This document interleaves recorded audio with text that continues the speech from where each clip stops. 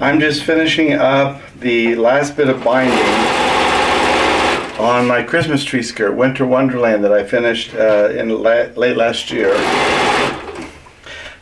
It's only taken me 3 months to get it on. In all fairness, I did have to quilt the quilt first.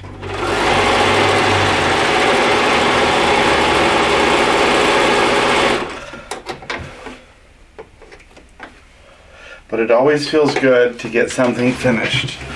Well, it's not completely finished. I'll have my friend do the whipping down the binding, but for me it's finished.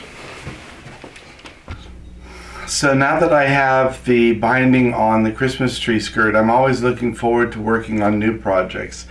And I have a whole basket of the Applique Elementz projects here that I could choose from. So that's something I'm looking forward to diving into here in the future.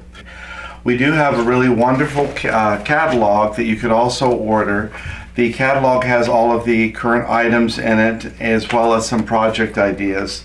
So that's always nice to have on hand. Sometimes I prefer to look at something in a paper format when I'm ordering than rather than look on a tablet or on the computer. So a catalog is always a nice thing to have. I also wanted to show you the original sample for the Christmas tree skirt for the Winter Wonderland, and I will also show you the wall quilt that matches that same category. It was also called Winter Wonderland, and we have a video on both the tree skirt and the Winter Wonderland wall hanging, as well as the quilting process for those. So let's take a look. This was the original sample for the Winter Wonderland tree skirt. The original sample was done on a light gray, which gives it a very modern appeal.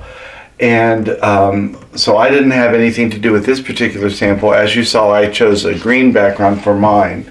We also have some stockings that we have both a stocking pattern on the website, and the stocking pattern is a free download. These were done with the Santa's Helpers, and this one is Deck the Halls, and the blue one, which you may not be able to see, was the Let It Snow series. So you can see the background fabric really can help to influence the color aesthetic of the project. So you have that option, but all of the pieces are laser cut and pre-fused with Steam 2.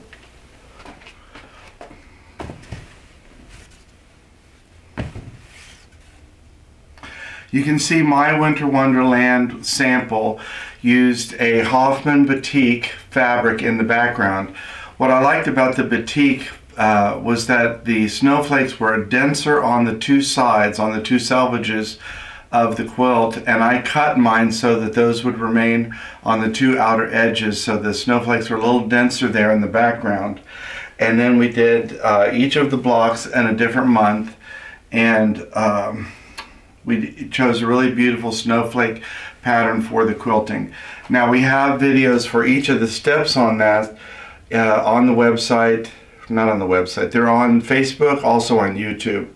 If you haven't checked out YouTube for Urban Elements, you might want to subscribe for that, because we have probably about 110 videos now posted over different aspects of the piecing, the quilting, the laser cut applique. So there's a lot of project, a lot of information on the website.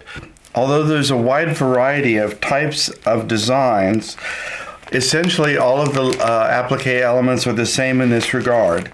They all come in a really beautiful package with a color cover.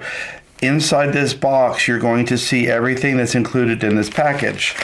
So you'll see that we have all of the different flower components, as well as packed by Vicky. Seems like Vicky does all the packing. This is fabric that's been pre-selected. It's been fused with the Steam 2 before it gets laser cut. So it has the Steam 2 and the paper backing already adhered to the fabric, and then it's all laser cut, which gives absolute precision to the shape. I also think that that laser cutting almost burnishes the edge or sears it so that it stays really crisp. I think it's a crisper, cleaner cut than even any kind of scissors or rotary cutter or die cut machine. Very crisp.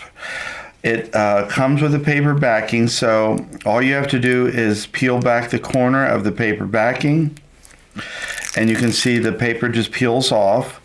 There's a tacky Steam-A-Seam 2 there, which would allow you to position or reposition this component anywhere on your project. When you're finished, you just apply steam, which is critical to the fusing process. The product is called Steam-A-Seam 2. It requires steam, that's why it's part of the name. I don't use water in my iron when I fuse. I just use a spray bottle and will spritz the project, and then I often will use a pressing sheet of some kind and press through that. The pressing sheet keeps the items flat. It keeps any fusible material from adhering to the iron. It also protects the edges. Sometimes I get lazy and move the iron across and I might crunch up the edge. If you have a pressing sheet on top, it keeps the edges from getting crinkled under. So it's a very easy process to use. Like I said, it's not permanent in place until you fuse it, so you can position and reposition, and you would just go ahead and put all the components in place. So this product is really easy to use. It's fast. You could do it with a wide variety of age groups, and you would know their skill level better than I would. So they could either help you peel the paper off, they could help you position the pieces, and maybe even use the iron if they're a little bit older, not quite a child, but you know their skill level. So that is basically how the product works. It's completely permanent once it's fused. It's not required to have any top stitching around the edges. Sometimes we will quilt over something with a design, but we don't quilt over the edges on any of our samples in the studio. You can see the beautiful vibrant colors. It's a really great way to save some money also, because you're not having to buy all of these different fabrics to get this piece. They're all pre-selected and cut out for you. The other thing that we do have are Svg files for the majority of the applique items. So if you do have a Brother Scan and Cut or a Cameo Silhouette or something else that uses Svg files, we also have those that you could download on the internet. And also each of these pieces would come with a sheet in the back that would have the pattern on it. We use it as a placement guide, but you could also use it later after you've done your project to reproduce the pattern again if you wanted to. Here is an example of the full-size pattern. This is for the high heel with the same flowers that I just showed. So you have this as a placement guide that you would put underneath your fabric with a light box. Or you could use it later to reproduce the pattern if you wanted to go ahead and cut out the pieces yourself. So each of the kits has that, and you'd be able to see all of the variety of items on the Urban Elements webpage under the tab for Applique Elements. So you might want to pick up a catalog, go ahead and look through the full category of items, plan ahead for the holidays, and get some items that you could make with your friends or family. They could be made as gifts, or they could just be made with the family so that they have something to remember that holiday by.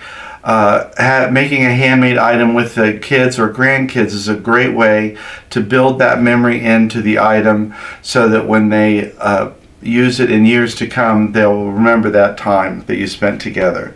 So thanks for stopping in the studio today, and we'll see you again next time.